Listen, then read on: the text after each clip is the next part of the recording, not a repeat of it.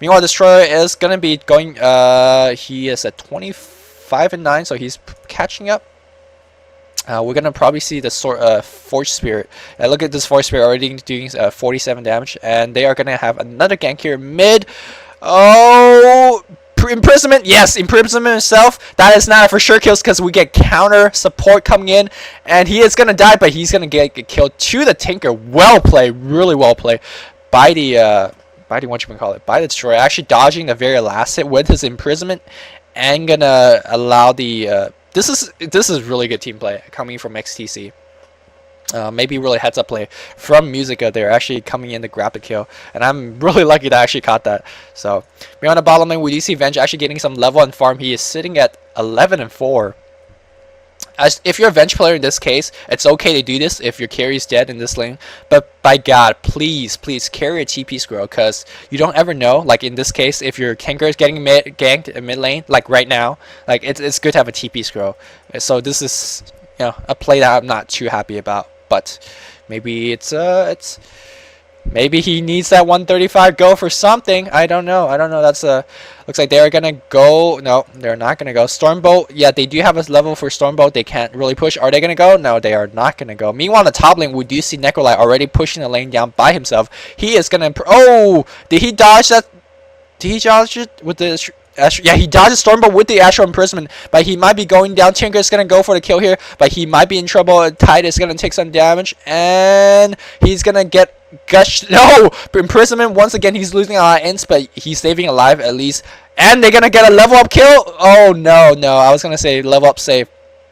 Again, Imprisonment allowing his teammate to get a kill there, but this Sven is not long for life. Sven is going to get killed before he actually uses stun. So really nice supports from these guys. Well, not a support, but really nice counter kills coming from XtC despite getting initiated upon. This is only 10 minutes into the game, 7-10 score. This is a very intense I guess Asian game. That's why I say these two teams are very Euro-esque, because they play very gank heavy, very aggressive. Finally, Avenge deciding to get a TP scroll. Kudos to Avenge. I am happy for that. But generally don't see Avenge like this kind of just staying in lane and grabbing levels. So but he is gonna get, well, early levels on Venge doesn't hurt too much, because especially you're gonna go this Euro build. You want your magic missile, and you really want a higher level of swap as well. We do see a gank coming around here, and Destroyer has been showing some really nice clutch storm missile dodge. As we see in the top lane, we do see a chase going on the Necrolite. Necrolite is going to go down, but let's see if Tyner goes down. We do see Lion coming to support. He is going to pick off the...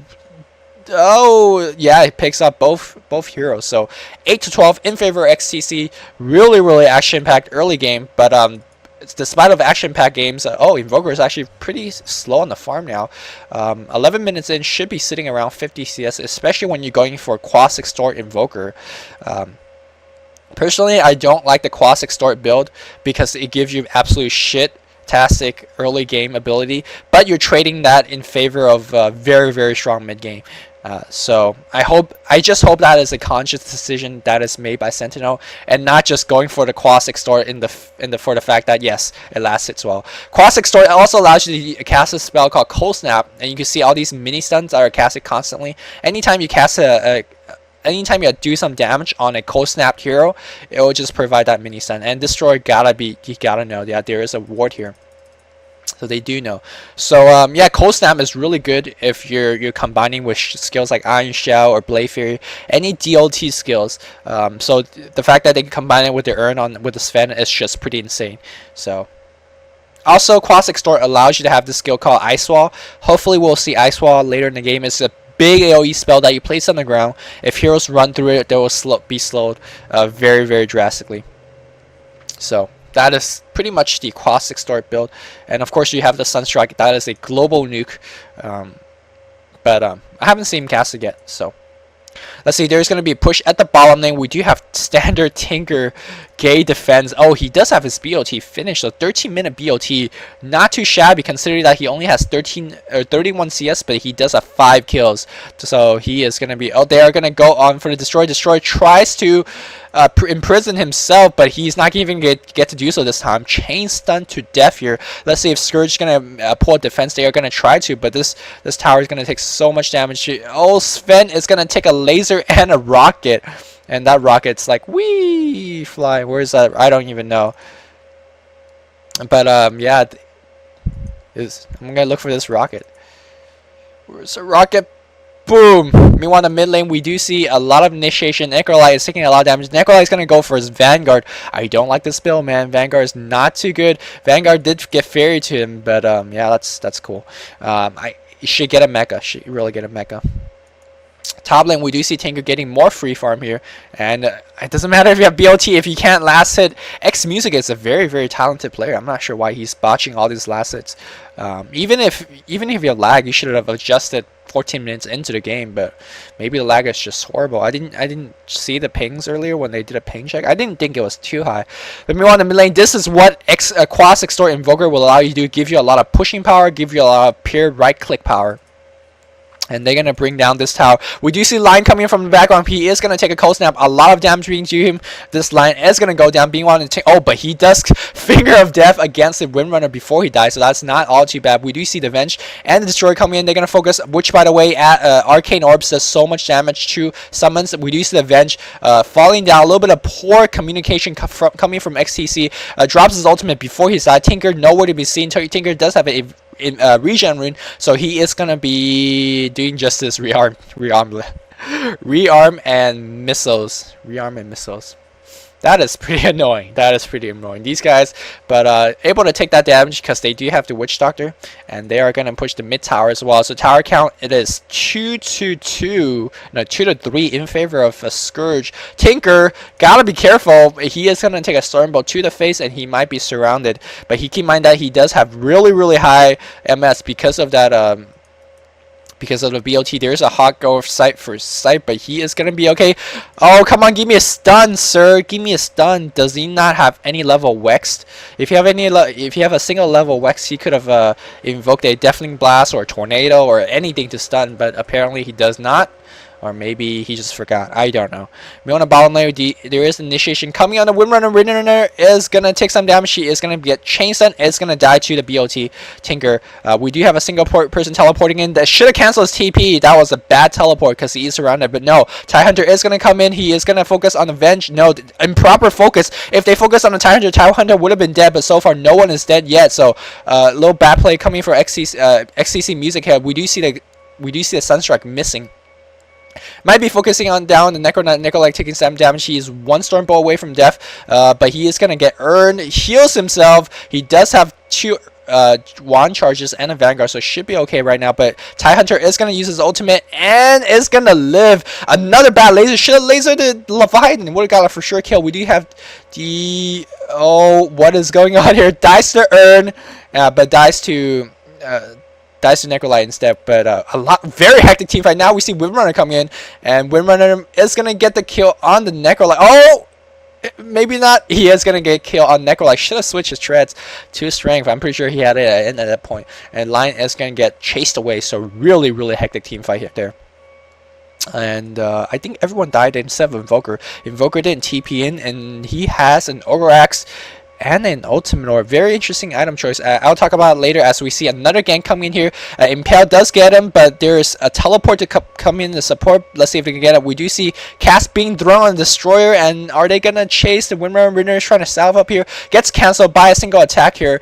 Oh, and they're gonna get killed by the Lion here, but are they gonna chase? They are not gonna chase Lion, trying to get the hell out. Lion getting a lot of kills despite being a support. He is at 5-2 at the moment, so he's doing a pretty good job. Venge is gonna come in. Venge takes a gust. This is just non-stop action. We do see Meteor plus Cold Snap. That's a lot of damage. Swaps this Destroyer, trying to save himself, but actually gave the Destroyer a lot of damage. So Really offensive invoker.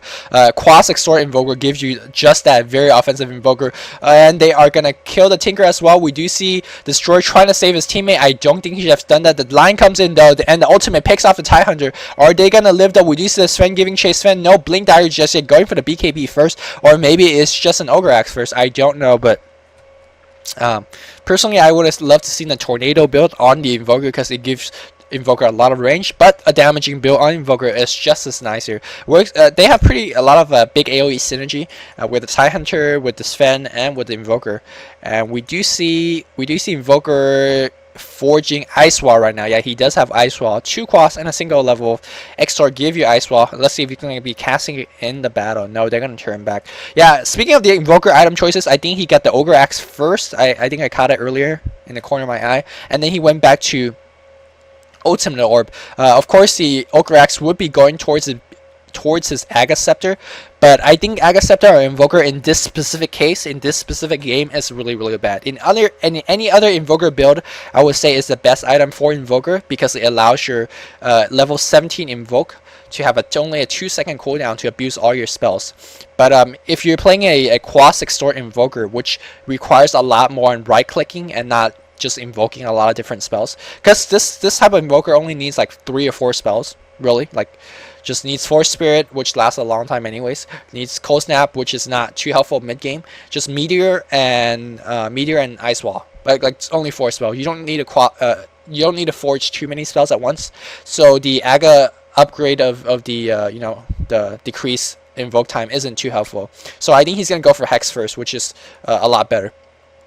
Looks like there is going to be a gank on the Destroyer. Destroyer is going to take a lot of stuns and going to be dead. Another advantage of the Quas Extort Invoker is that the Cold Snap has a cast range of like 900 or like 800, ridiculous cast range. And he was able to cast that Cold Snap on the Destroyer from afar. And looks like this Invoker is going to lead his team with this push. And I'm not too sure, are they going to defend? I don't think they could defend this point. The pushing power of this team is just insane. Look at these Force Spear. Each one does 165 damage, chaos damage. So they actually do more damage to like towers. That's why they're pushing it down so quickly.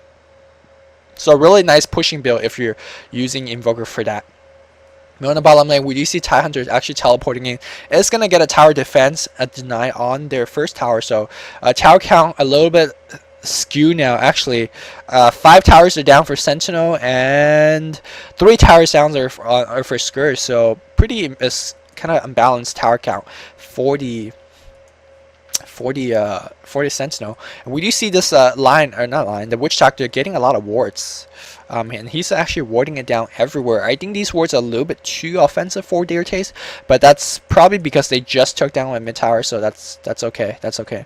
I would like to see a little bit more defensive wards. I think they have better late games.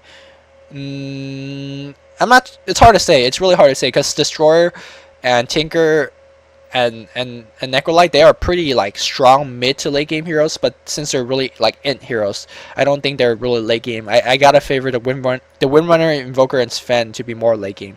But we'll see. We do see a single hero teleporting in. That is gonna be Necrolite. He is gonna take a Cold Snap, and that is gonna chain stun him to death. Swaps for the wow. They are lucky that the Wex is pretty low level, so that's not a really far media. We do see BKB is popped there, and they are gonna get another tower pushed. So Sentinel really coming back on that tower.